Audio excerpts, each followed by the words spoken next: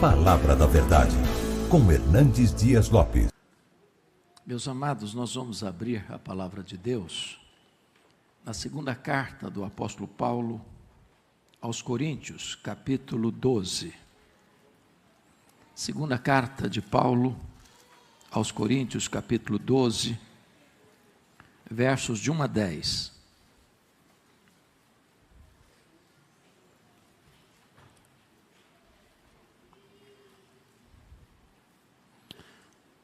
Lido o texto, permaneça, por favor, com a sua Bíblia aberta nesta passagem. Paulo escreve assim: se é necessário que me glorie, ainda que não convém, passarei as visões e revelações do Senhor. Conheço um homem em Cristo que há 14 anos foi arrebatado até o terceiro céu. Se no corpo ou fora do corpo, não sei, Deus o sabe. E sei que o tal homem, se no corpo ou fora do corpo, não sei, Deus o sabe, foi arrebatado ao paraíso e ouviu palavras inefáveis, as quais não é lícito ao homem referir. De tal coisa me gloriarei, porém não de mim mesmo, salvo nas minhas fraquezas.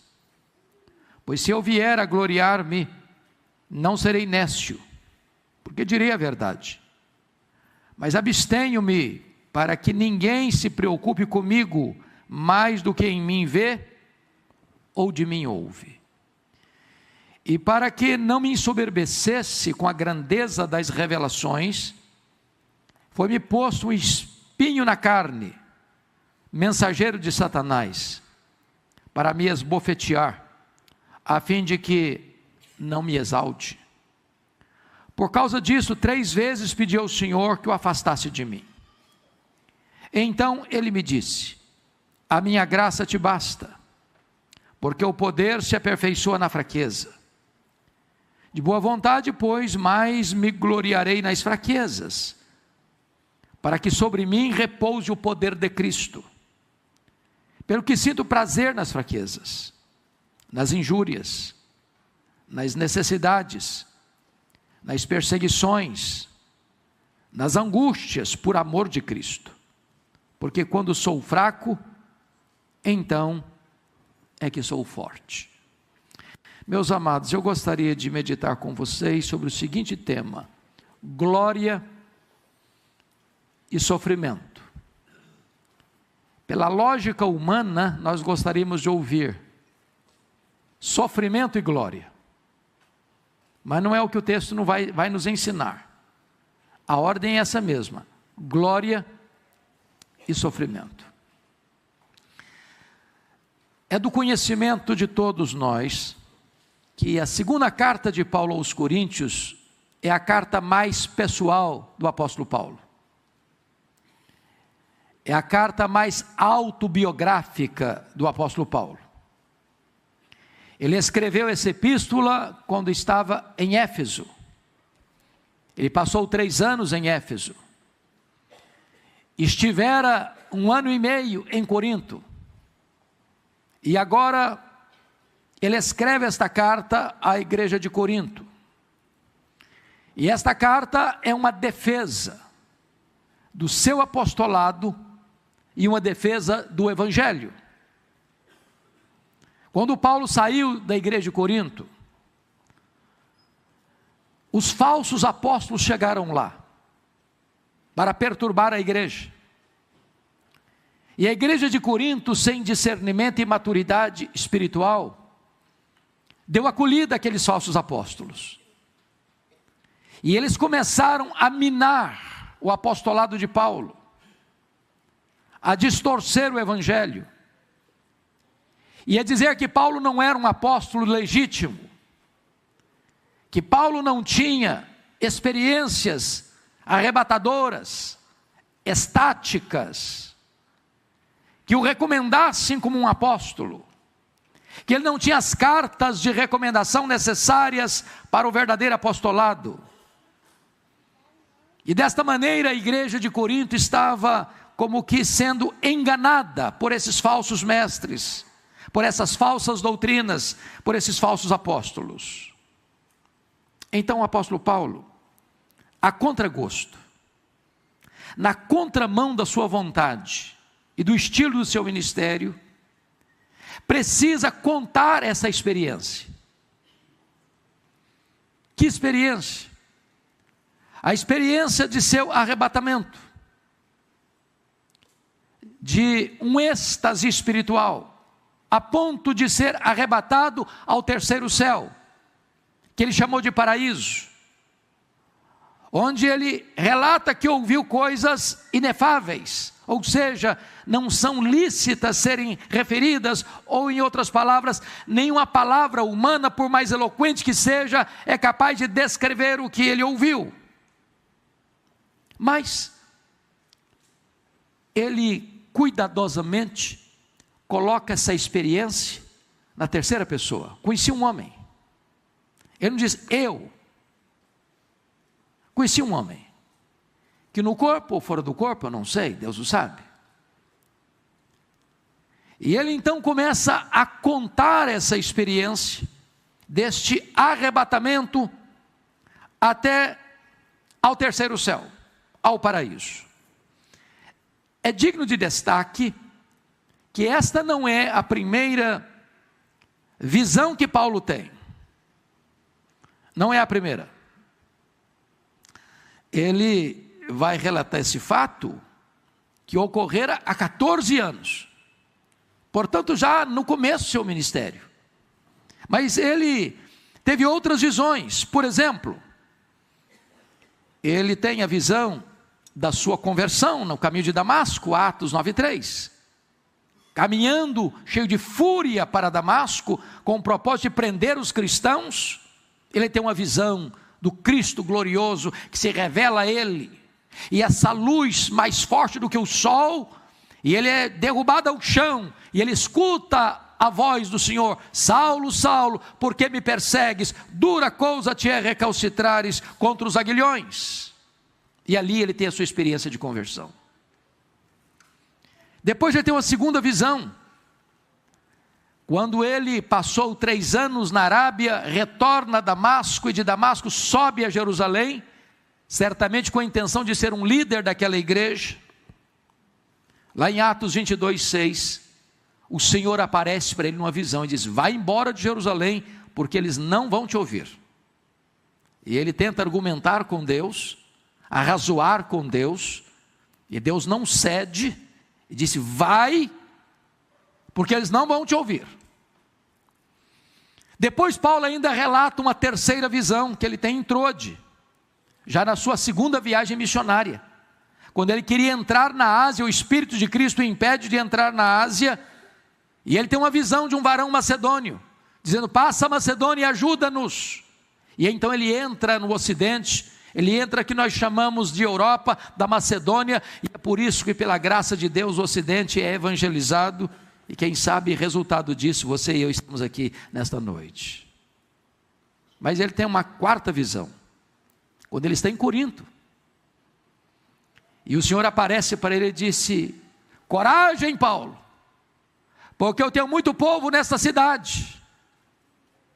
E isso não é uma experiência tão gloriosa, porque Deus tem os seus escolhidos em Corinto, e tinha os seus escolhidos em Corinto, como Deus tem os seus escolhidos em Vitória.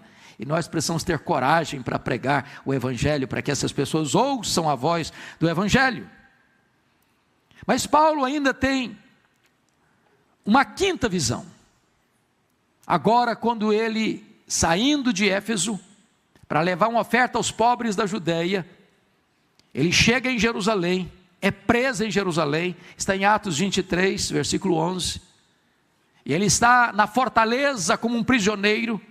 Há uma tentativa de matá-lo, e então o Senhor aparece para ele, lá na prisão de Jerusalém, e disse: coragem, Paulo, assim como você deu testemunho aqui em Jerusalém, eu quero que você dê testemunho também em Roma.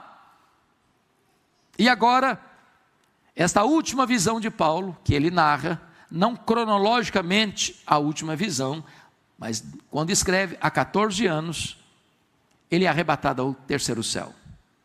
Ele é arrebatado ao paraíso. Não sabe se no corpo ou fora do corpo, mas ele ouviu coisas inefáveis, que não é lícito ao homem referir. Notem comigo, no versículo de número 2, que o tempo dessa visão que ele compartilha foi há 14 anos. E que o arrebatamento foi arrebatado. E ele é arrebatado até ao terceiro céu, ou seja, ao paraíso. E talvez nós pudéssemos classificar o céu como o céu que nós enxergamos a olho nu, o céu, segundo o céu, espaço sideral. Os astrônomos estudam e nos deixam espantados com a grandeza insondável deste espaço sideral, com 93 bilhões de anos-luz de diâmetro. E o terceiro céu, onde está o trono de Deus, o lugar que foi preparado pelo Senhor para receber a sua igreja, a noiva do Cordeiro, onde estaremos para sempre com o Senhor.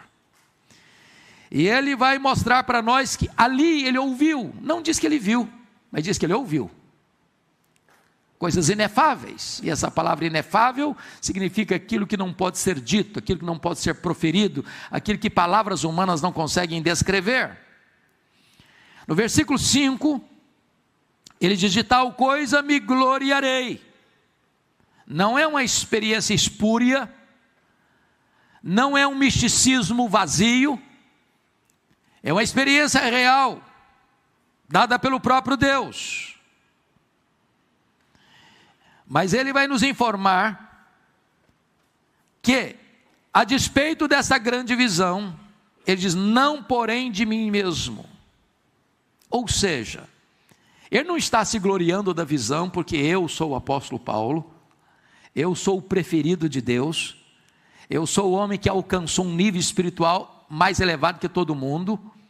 Ele não bate palmas para ele mesmo, ele não acende as luzes da ribalta sobre ele mesmo, ele não busca os holofotes por causa dessa experiência, julgando-se melhor ou maior que os outros.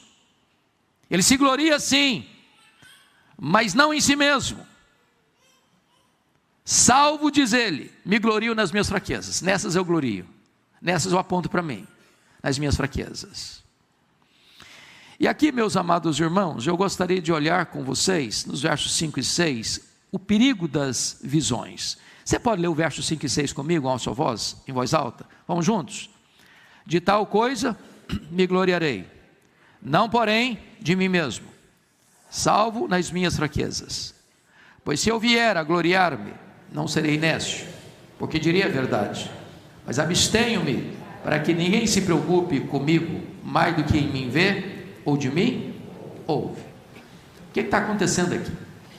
Paulo está tendo uma postura distinta e oposta aos falsos apóstolos, porque todo falso mestre, todo falso apóstolo tem a tendência de chamar a atenção para si, se apresentar como alguém especial, alguém importante, alguém espiritual, um líder carismático, um líder que merece ser ouvido porque ele é especial.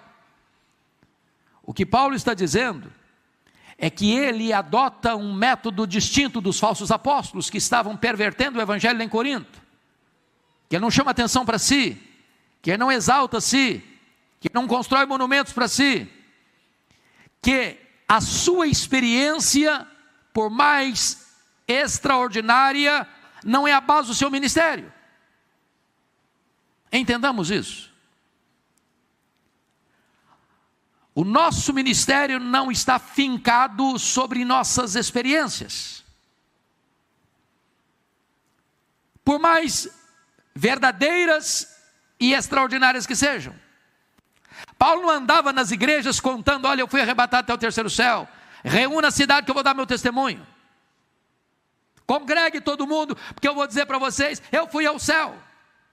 Não. Embora a experiência seja verdadeira, o ministério dele não está baseado nessa experiência.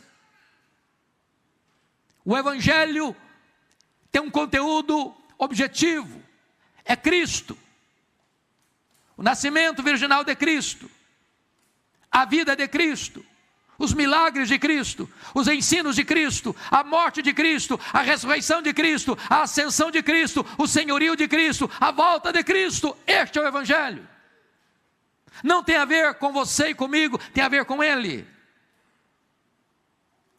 Em outras palavras, Paulo não aplaude a si mesmo. Paulo se gloria nas visões, mas não em si mesmo. Então, o que significa isso? O Evangelho não está focado no pregador. O Evangelho não exalta o homem. Bom, o que é curioso é que agora o apóstolo Paulo vai afirmar no versículo 7 uma espécie de contrassenso ou anticlímax, porque ele começa contando uma experiência de êxtase, de arrebatamento, de ouvir coisas inefáveis, e agora ele precisa descer e dizer o seguinte: e para que não me ensoberbecesse, com a grandeza das revelações, e note você no plural, não da revelação, mas das revelações, foi-me posto um espinho na carne. E aí Deus tempera não só sofrimento com glória, mas Deus tempera glória com sofrimento. Em outras palavras, meus amados irmãos, depois da glória vem a dor, depois do êxtase vem o sofrimento. Há uma transição das visões do céu com o espinho na carne. Diremos nós, com o sorriso de Deus e com a carranca do diabo. Então eu gostaria que nós tirássemos agora, a partir do verso 7 ao verso 10, algumas lições. E a primeira lição que eu queria tirar é que o sofrimento na vida do cristão é inevitável. Você já passou por algum sofrimento? Está passando por algum sofrimento hoje? Porque às vezes a nossa tendência, quando estamos passando por um sofrimento, é pensar: só eu estou sofrendo, ou o meu sofrimento é maior do que o do outro, ou ninguém está sofrendo como eu estou sofrendo. Vejam vocês comigo o que ele vai dizer, versículo 7, eu queria que você lesse em voz alta comigo o verso 7, vamos juntos. E para que não me ensoberbecesse com a grandeza das revelações, foi-me posto um espinho na carne, mensageiro de Satanás, para me esbofetear, a fim de que não me exalte. A primeira pergunta é: esse espinho na carne procede de quem? De Deus ou de Satanás?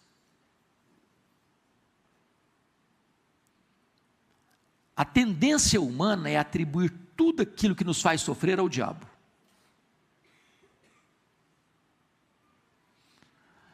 Há muitas teologias reducionistas. Deus é só o Deus da vida, mas não é o Deus da morte. Pois o Deus da Bíblia é o Deus da vida e o Deus da morte. Ele quem dá vida e Ele quem tira a vida. Em muitas teologias reducionistas, Deus é só o Deus do arrebatamento, mas não é o Deus do espinho na carne, do sofrimento. Pois a Bíblia diz que Deus é o Senhor também do êxtase e também do espinho na carne, porque o espinho na carne não procede de Satanás, procede de Deus. E por que procede de Deus? Porque o propósito é santo, para que ele não se ensoberbecesse. E se existe alguém nesse universo interessado em que você seja um pavão, um balão de soberba, é Satanás. Quem tem interesse em que você seja alguém humilde, é Deus. Agora a pergunta é: se o espinho na carne procede de Deus, e procede, O que é esse espinho na carne? Jamais nós poderíamos ter a pretensão de ter a resposta final, porque este é um assunto debatido na história da igreja, e ao longo desses 20 séculos de cristianismo não se chegou a um consenso. Por exemplo,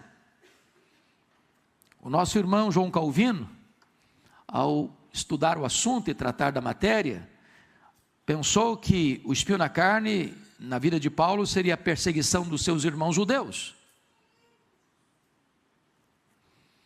Martinho Lutero,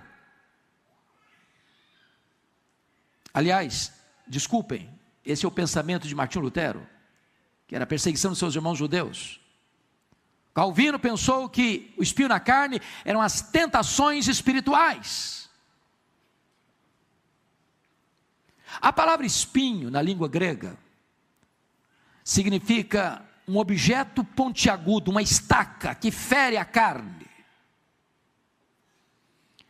E para mim, e eu preciso que você só avance 2 páginas da sua Bíblia para frente, há uma pista que eu sou inclinado, não posso dar a palavra final, mas eu sou inclinado a pensar que Paulo está nos dando uma pista aqui do que seja. Capítulo 4 de Gálatas, versículo 15.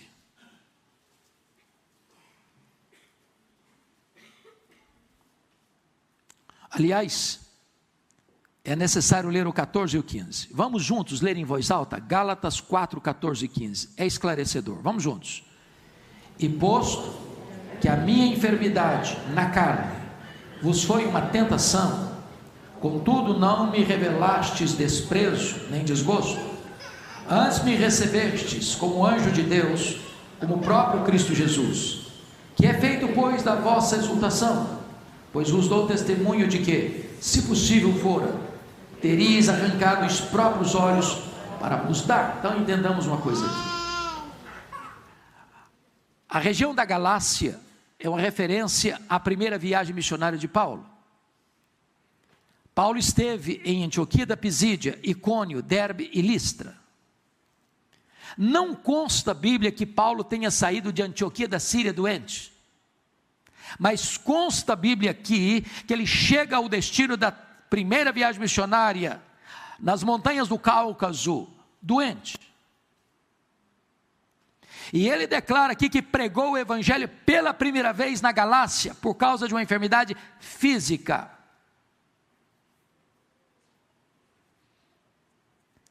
Muito possivelmente, esta enfermidade física pode ser o espinho na carne. Não há consenso entre os estudiosos sobre que enfermidade física era essa, mas muitos estudiosos, e a maioria deles possivelmente, entendem que Paulo, quando saiu de Perge da Panfilha, em Atos 13:13, quando o jovem João Marcos, companheiro de viagem deles, abandonou a caravana missionária e retornou para Jerusalém, essa região era uma região pantanosa, com muita incidência de malária, que Paulo teria contraído uma malária aqui, sofrendo uma dor de cabeça alucinante, afetando inclusive a visão, e parece-nos que o problema era problema de visão, porque não faria sentido os irmãos terem a capacidade, se possível, de arrancar os próprios olhos para dá-los a Paulo, se Paulo não tivesse um problema de visão.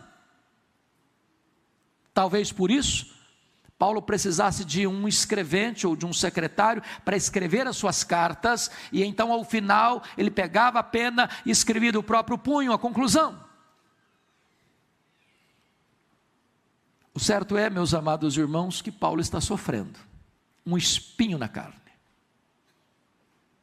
E ele diz mensageiro de Satanás para lhe esbofetear. E você pode perguntar, mas como assim? Se o espinho na carne veio de Deus, como é que Satanás esbofeia a cara dele com espinho? Porque este é o papel de Satanás.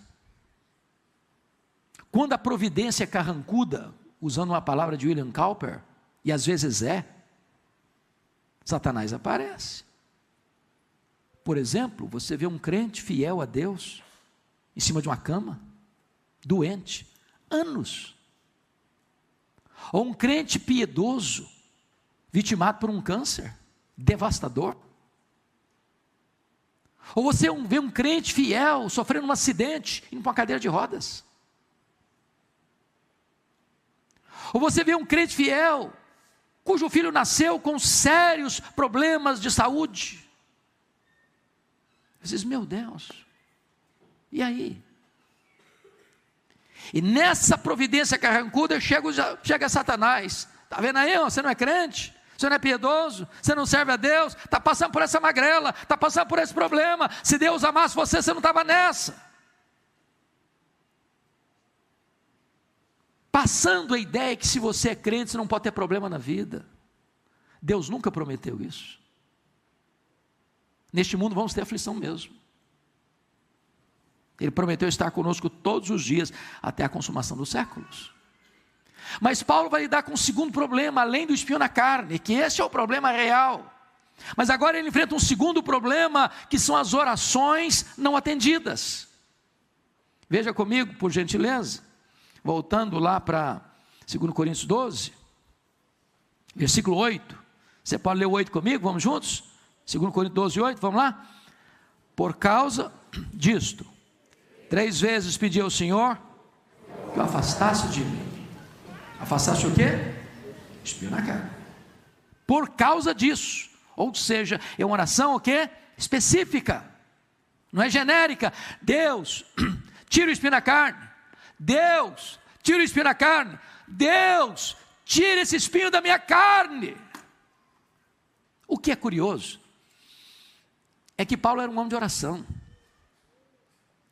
Paulo era um homem que orava pelos enfermos, e os enfermos eram curados. E aqui está, pastor Jailton, um dos grandes dilemas do ministério.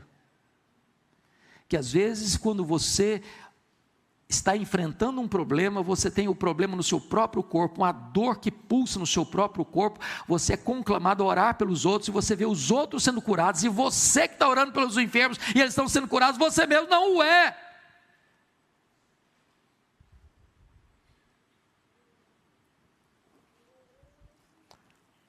Paulo orou perseverantemente, e a resposta de Deus para ele foi: não remoção, mas força para suportar. Se o sofrimento é inevitável, em segundo lugar, o sofrimento é indispensável dentro da providência divina. Veja você, em primeiro lugar, para evitar o ensoberbecimento, no versículo 7, foi-me posto um espinho na carne, mensageiro de Satanás, para me esbofetear, a fim de que eu não me exalte. Irmãos amados, Deus está trabalhando em nós. E qual o projeto de Deus na nossa vida? O grande projeto de Deus na nossa vida está lá em Romanos 8, 29. Deus nos predestinou para sermos conformes à imagem do seu Filho. E a Bíblia diz que o seu Filho Jesus aprendeu pelas coisas que sofreu. Se você acha que você pode aprender sem sofrimento, você está se considerando melhor do que o próprio Filho de Deus. O sofrimento na vida do cristão é pedagógico, porque você aprende as grandes lições da vida, não nos dias de festa, não nos dias de promoção, não nos dias de saúde, não nos dias de grande êxtase emocional. Você aprende as grandes lições da vida nos vales da dor e do sofrimento.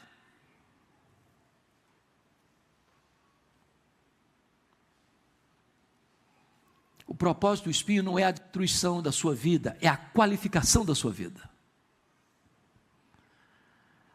O sofrimento é indispensável, meus irmãos, porque o sofrimento produz dependência de Deus.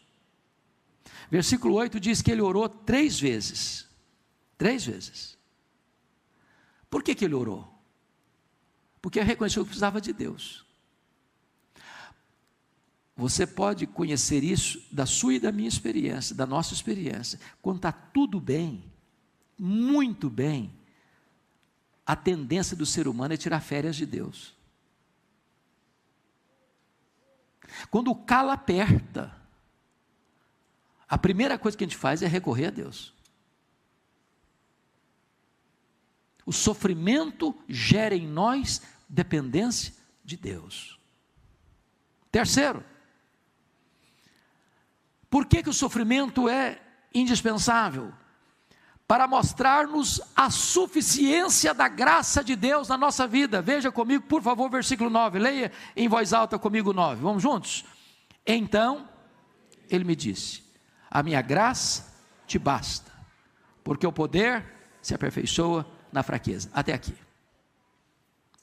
Oh, amados irmãos, nós precisamos mais da graça de Deus do que de cura. Tem muitas pessoas sadias que vivem uma vida miserável, porque não têm a graça.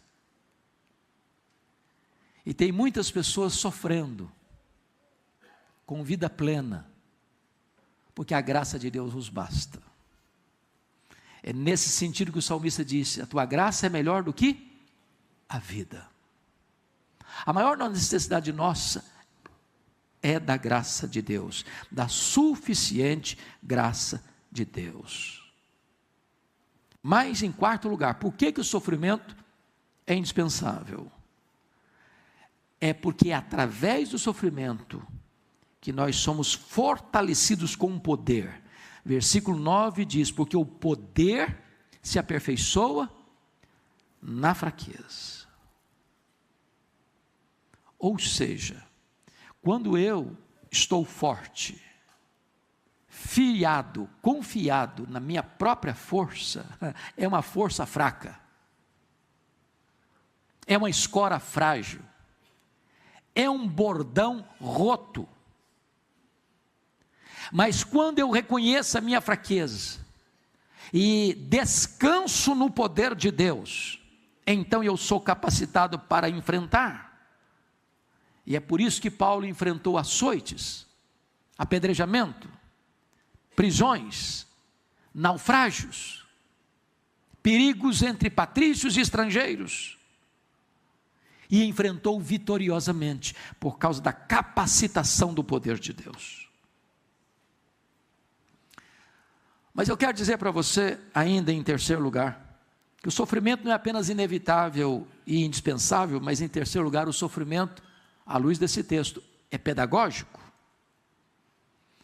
Porque a grande questão é, meu Deus, e os puritanos diziam isso, Deus não desperdiça sofrimento na vida de seus filhos.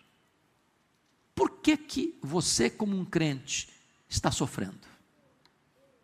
Já parou para perguntar isso? Tem alguém sofrendo aqui ou sou eu que de vez em quando enfrenta esse problema na vida? Qual o propósito? Qual o objetivo? Eu preciso que você vá lá no capítulo 1 comigo, dessa mesma carta. E nós vamos ler um dos textos mais lindos e sublimes da Bíblia. 2 Coríntios capítulo 1, versos 3 e 4, eu peço que você leia em voz alta, bem bonita, uníssono comigo, vamos juntos? Bendito seja o Deus e Pai de nosso Senhor Jesus Cristo, o Pai de misericórdias e Deus de toda consolação.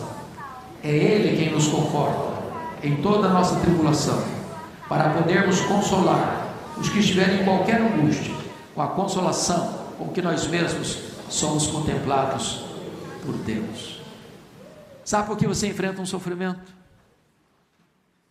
Porque Deus não apenas quer consolar você, Ele quer transformar você num instrumento de consolação, onde você vai encontrar uma pessoa que está passando por um grande momento de dor, um grande vale na vida, e você vai chegar e dizer, Deus pode consolar você, Ele fez isso na minha vida, Ele é o mesmo Deus, e com a mesma consolação com que Deus me consolou, Deus pode consolar você também. Você vai ser um instrumento nas mãos de Deus, para abençoar outras pessoas. Agora, é possível, querido pastor Jailton, que na caminhada da vida, Deus resolva nos revelar o propósito do nosso sofrimento. Versículo 7 diz, foi-me posto um espinho na carne, mensageiro de Satanás, para me esbofetear, a fim de que eu não me ensoberbeça. Às vezes, meus irmãos, às vezes, e nem sempre, Deus revela o propósito para o qual, ou pelo qual eu estou sofrendo. Tem uma música que se canta hoje aqui no Brasil: se Deus fizer, Ele é Deus. Se Ele não fizer, Ele também é Deus. Se Deus curar, Ele é Deus. Se Ele não curar, Ele também é Deus. Vocês lembram de Jó?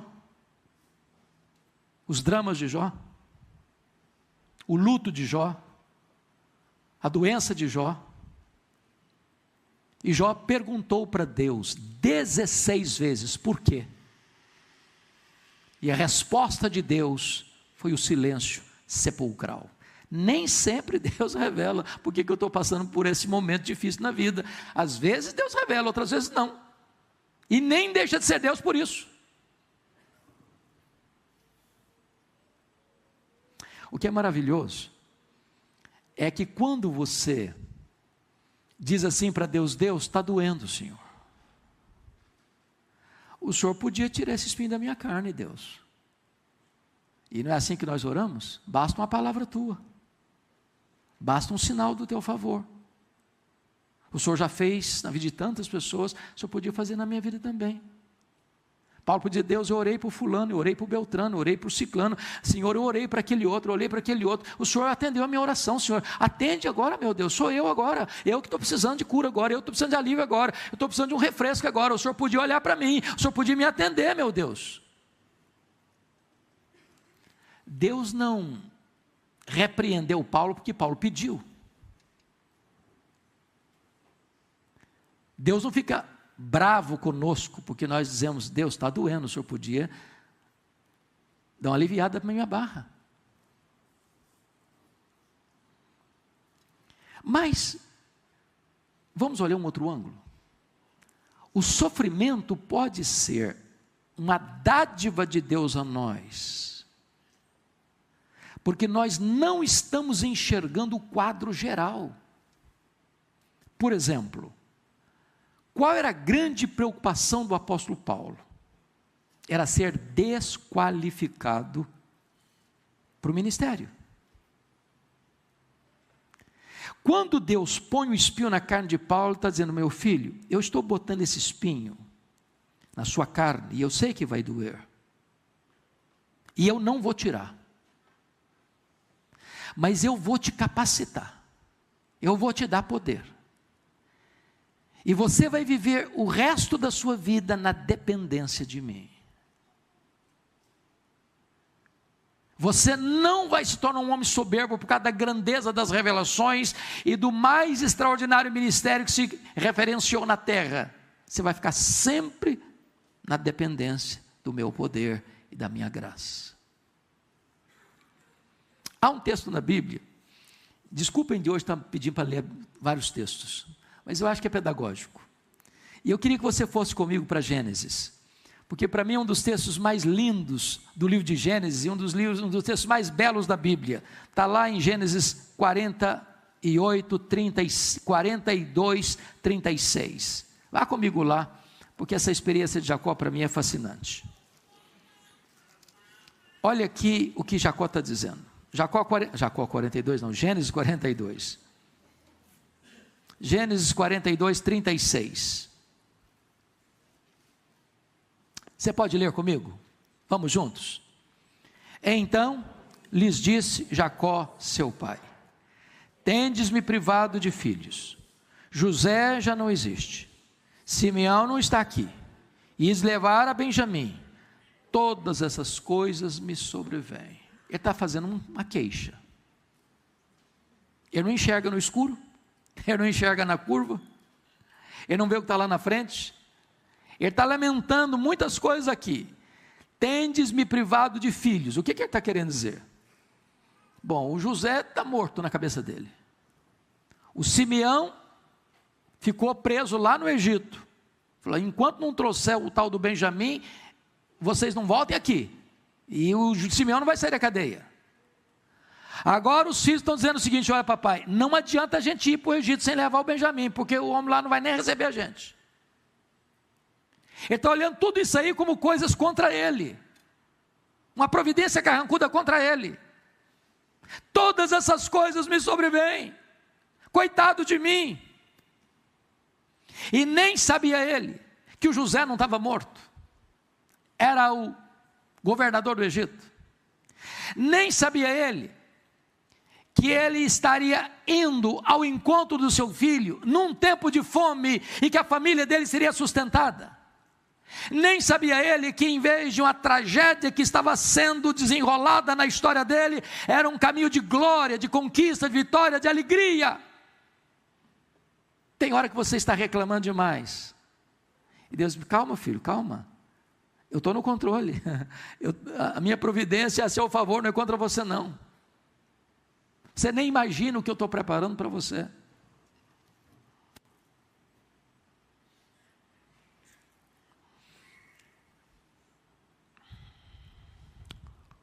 Volta lá para 2 Coríntios para a gente encerrar. O apóstolo Paulo está dizendo para nós aqui que a sua alegria não se baseia, preste atenção nisso, na natureza das circunstâncias. Porque às vezes a gente pensa que a nossa alegria depende das circunstâncias. Estou com saúde, estou feliz. Estou doente, estou triste. Estou com muito dinheiro, estou feliz. Estou com pouco dinheiro, estou triste. Estou enfrentando uma situação maravilhosa, estou alegre. Enfrentou uma providência carregura, estou triste. Olha o que ele vai dizer para nós no versículo 10, 12 e 10. Vamos juntos para encerrar. Pelo que sinto prazer nas fraquezas, nas injúrias, nas necessidades, nas perseguições, nas angústias, por amor de Cristo.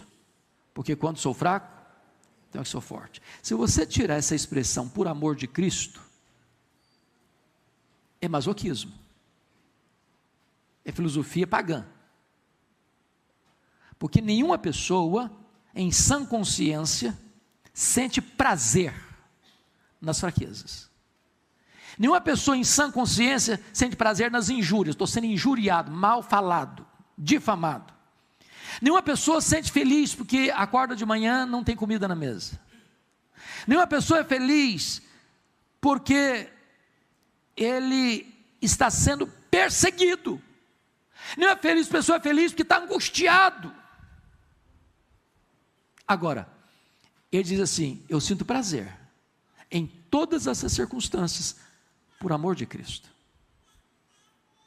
Por amor de Cristo. Ou seja, se isso vai trazer glória para o nome de Cristo, se isso vai ser testemunho para o Evangelho, se isso vai abençoar pessoas que estão passando pelas mesmas circunstâncias e olhando e vendo Deus os consolando diante dessa situação, então eu me alegro e eu me regozijo e eu sinto prazer. E ele conclui dizendo: porque quando eu sou fraco é que eu sou forte. Quando eu dependo de Deus, aí está a minha fortaleza. Mas eu queria concluir dizendo o seguinte: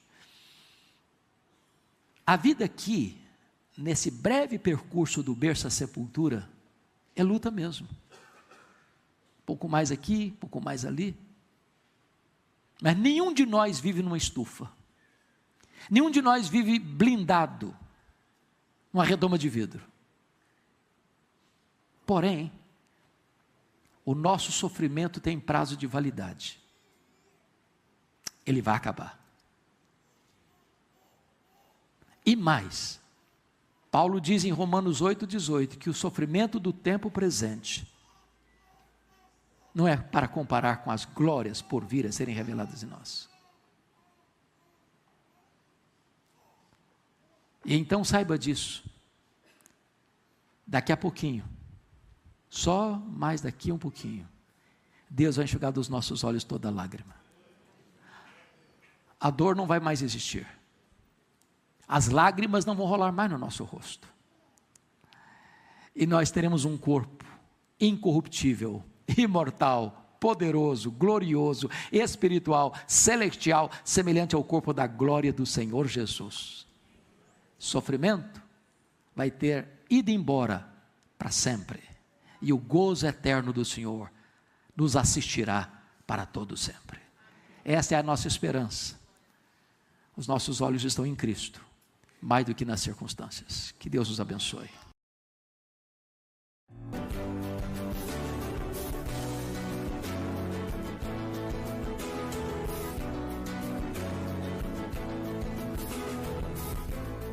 Palavra da Verdade, com Hernandes Dias Lopes.